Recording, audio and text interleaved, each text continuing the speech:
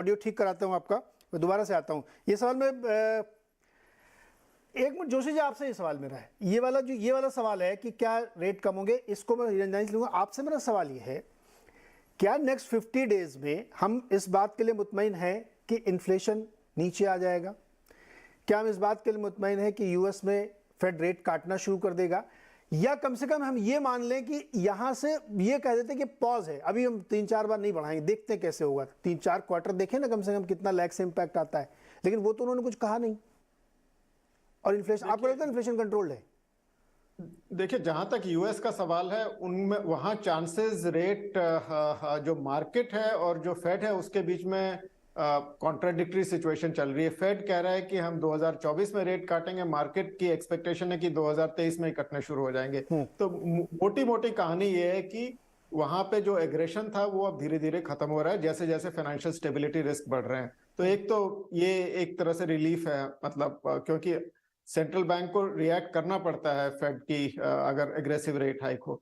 और जहां तक डोमेस्टिक इकोनॉमी का सवाल है, तो अभी और अगले 40-50 दिनों में ये आपको पता चल जाएगा कि अप्रैल में मॉनसून की फोरकास्ट आएगी, फर्स्ट फोरकास्ट, जिसमें एल नीनो के बारे में बताया जाएगा। तो एल नीनो में सिचुएशन थोड़ा क्लियर होगी कि वाकई एल नीनो आ रहा है कि नहीं आ रहा है। एल नीनो का मतलब होगा कि एग्रीकल्चर प्रोडक्शन कम होगा और उसके साथ साथ महंगाई की दर, फूड इन्फ्लेशन पे ज्यादा प्रेशर पड़ेगा। तो कुछ इंफॉर्मेशन पॉइंट्स हैं जो आपको मिलेंगे। उसके अलावा आपको यह भी पता चलेगा कि आप महंगाई की दर को नीचे आने की तरफ देख रहे हैं, तो ये जो अगले मार्च का डेटा आएगा, अप्रैल का डेटा आएगा, इसमें महंगाई की दर कहाँ जाती है, वो उस एक्सपेक्टेशन पे जा रही है या उसके विपरीत जा रही है। तो ये सब इंफॉर्मेशन पॉइंट्स को एसेस करने के बाद वो जून में डिसीजन लेंगे मेरे हिसाब से।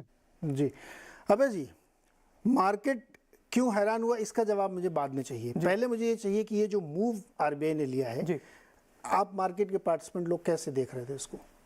जी देखिए, कोई भी सेंट्रल बैंक है, आरबीआई नहीं, उनका मैंडेट दो है, एक ग्रोथ और इन्फ्लेशन। तो आइडियल सिचुएशन ये है कि आपका ग्रोथ हाई रहे, इन्फ्लेशन कम रहे, तो आपका जो रियल ग्रोथ है और वो बढ़ रहा है, देश की प्रॉस्पेरिटी बढ़ रही है, लोग अमीर हो रहे हैं, पर कैपिटा जीडीपी बढ़ रहा है।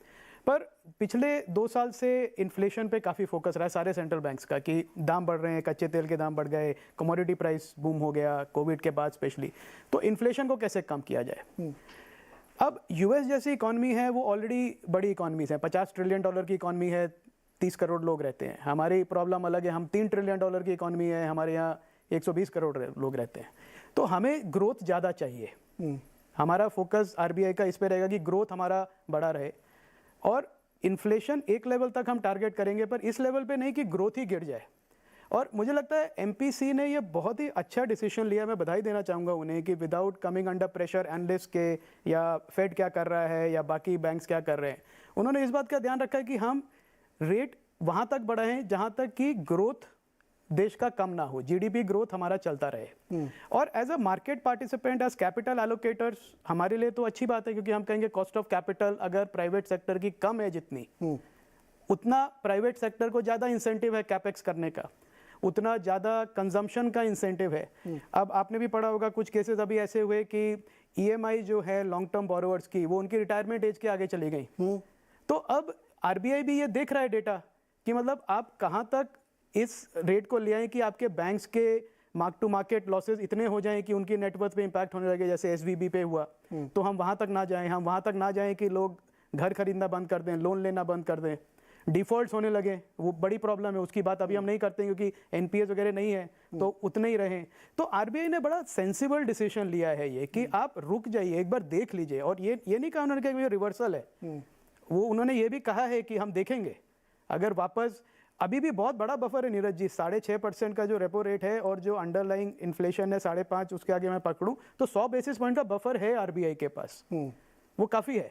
तो अब उस बफर को लेके 1 महीने, 2 महीने, 3 महीने देखना और फिर असेस करके सर्टेनिटी थोड़ा देख के फिर करना। मार्केट को कॉन्फिडेंस हो गया है, मार्केट पार्टिसिपेंट्स थोड़ा सख्ते में है। क्यों क्यों क्यों यही मेरा सवाल है, हैरान क्यों? तो सेलिब्रेशन होना चाहिए आज। नहीं, सेलिब्रेशन है, पर म्यूटेड सेलिब्रेशन इसलिए है क्योंकि लोगों का एक्सपेक्टेशन था कि आरबीआई बढ़ाएगा, फिर एक आरबीआई ने नहीं बढ़ाया, तो एक डर ये लगा लोगों को, सेकंड रिएक्शन कि आरबीआई ने शायद इसलिए नहीं बढ़ाया क्योंकि वो ग्रोथ के बारे में चिंतित हैं या बैंक्स की बैलेंस शीट के बारे में चिंतित है। मुझे नहीं लगता कि अगले 3 दिन के बाद ये कंसर्न रहेगा। फ्रैंकली आज 3 दिन की छुट्टी है तो लोगों का ये असेसमेंट है कि 3 दिन एनालिसिस कर लें इसका क्या इंपैक्ट आएगा, क्या उन्होंने कहा एग्जैक्टली। तो मंडे को जो आपको रिएक्शन है असली वो मंडे को देखने को मिलेगा। आज समय नहीं था लोगों के पास कि इतना फास्ट अपना पोजीशन प्लस अगले 3 दिन में यूएस में पता नहीं क्या हो जाए। अगले 3 दिन में यूएस में तो आई थिंक ये जो डीकपलिंग की है एमपीसी ने, ये बहुत मैं उनको सच में दोबारा बधाई देना पाऊंगा कि बिना किसी प्रेशर में आए सिर्फ हमारे देश की स्थिति को देख के उन्होंने ये डिसीजन लिया है कि ग्रोथ भी चाहिए, ग्रोथ ज़्यादा ज़रूरी है, इन्फ्लेशन पे नज़र रखेंगे पर इतना रेट नहीं बढ़ाते जाएंगे कि ग्रोथ ही गिर जाए, क्योंकि वो एक बार कम हो गया तो उसको वापस ऊपर लाना बड़ा मुश्किल काम है। करेक्ट। और जो इंटरेस्ट रेट बढ़ रहे थे, फ्रैंकली आप देखिए बैंक्स का जो डेटा है क्रेडिट ऑफटेक उसके बावजूद भी 17% है, 18%। इनफैक्ट आपने पढ़ा होगा कि 10 साल में सबसे ज्यादा क्रेडिट ग्रोथ पिछले साल हुई। यस। तो उस क्रेडिट ग्रोथ के लिए भी उनको चाहिए कि वो बनी रहे, बचा के रखें उसको, और डिपॉजिट ग्रोथ जो है वो भी उसके साथ में चलती रहे। अब एक बड़ा जो चेंज हुआ है जिसकी वजह से बैंक्स को फायदा होगा कि कासा जो है जो लॉन्ग टर्म डेट फंड्स में जा रहा था अब वो वापस बैंक डिपॉजिट में आने लगेगा। क्योंकि उन्होंने उसको लॉन्ग टर्म जो कैपिटल गेन्स टैक्स था वो निकाल दिया उसका।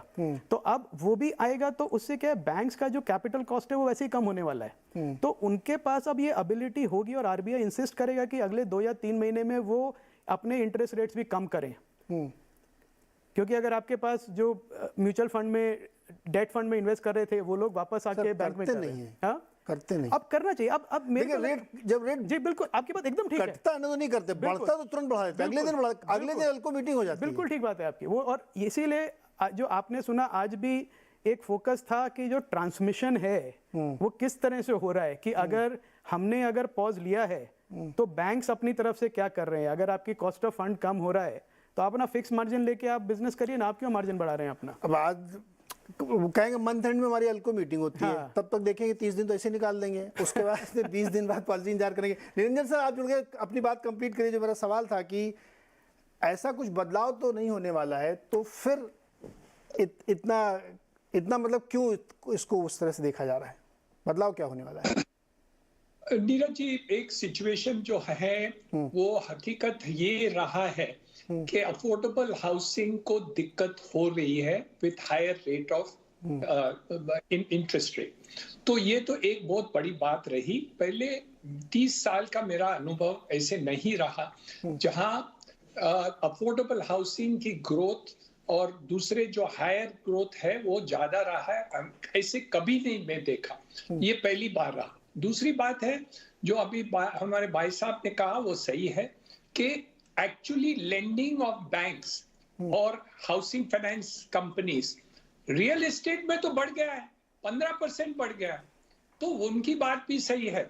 लेकिन हमें ये ख्याल रखना है कि ये सब मिडिल इनकम हायर इनकम के यहाँ ही बढ़ गया है, अफोर्डेबल हाउसिंग में नहीं बढ़ा है। तो ये बहुत नाजुक बात हो गई कि जो मार्जिन पर हैं लोग, जो घर खरीदना चाहते हैं, अफोर्डेबल घर खरीदना चाहते हैं, वो हिचकिचा रहे हैं कि हम कैसे पैसे लें, बैंकों के पास से, HFI से ले। वो it is not a very positive sign for the whole economy. और रियल एस्टेट की बढ़ोतरी आप खाली मिडिल और हायर इनकम से नहीं चला सकते। जो रियल ग्रोथ है वो अफोर्डेबल हाउसिंग के क्षेत्र में करने की जरूरत है। और I think we have to work in some way. RBI की इंटरवेंशन की जरूरत है कि जो EMI अब बढ़ गई है उसको कैसे एवरेज किया जाए कि at least for this short period of higher interest rate वो EMI को कैसे कर दें और एक डिफरेंशियल ग्रोथ रेट कर दें, और फिर बाद में जब इंटरेस्ट रेट कम हो जाएंगे उनको ये फायदा हो। So I think as far as I am concern in real estate, the further increase in interest rate is contra to housing. हमारे जो हाउसिंग का it is a capital intensive industry और डेट इंटेंसिव इंडस्ट्री, और हमारा जो जितना भी आप इंटरेस्ट ब्याज बढ़ रहा है उसके कारण it is causing inflation, it is not reducing inflation. हमारे cost of inputs of steel, cement, labour, सब मटेरियल बढ़ गए। On top of it GST multiplier effect लेके आ रहा है। तो मुझे नहीं लग रहा है कि any thought process of further interest rate is going to be helpful to the economy, either to curb inflation or to, it will in fact prevent growth and in fact may add to inflation. So I am not in agreement. ये जो हथियार है, monetary हथियार है, it is a double-edged weapon. After some time, if you continue to increase interest rate, there is going to be counter-intuitive into the market, and this is not being realized by many people.